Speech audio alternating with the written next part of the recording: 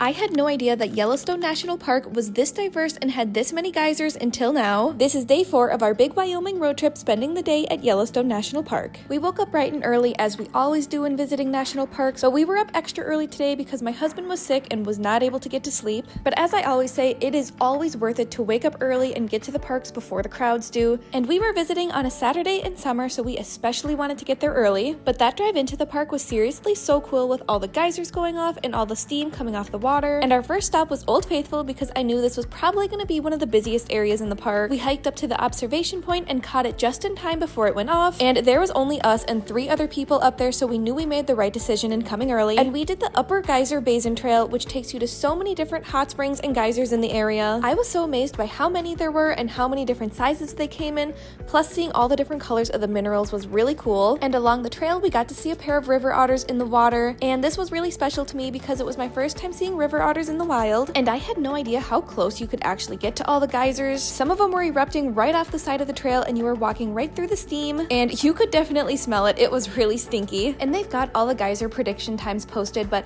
on our walk over, there was a guy telling us that Daisy Geyser was about to erupt, so we ran on over there. We made it in time to watch the eruption, and by now Old Faithful was about to go off again, so I ran back to the beginning of the trail where it was to catch it going off, and it was really cool to have been able to see it from both the ground and the observation point. Our next stop of the day was the Grand Prismatic Spring, and we took the Fairy Falls Trail up to the observation point, and that was definitely worth it because there were so many people below and the parking lot was absolutely packed. So after that, we went to where we were staying for the night, which was Wander Camp Yellowstone, and I made a whole separate video about our stay here and more details on it, so if you want to learn more, definitely go check out that video. But this was a really cool experience because it was my first time ever glamping, and it was a ton of fun. But we decided to call it an early night because we were both tired and I had a lot of work to catch up on, and we had another day of exploring Yellowstone to look forward to tomorrow.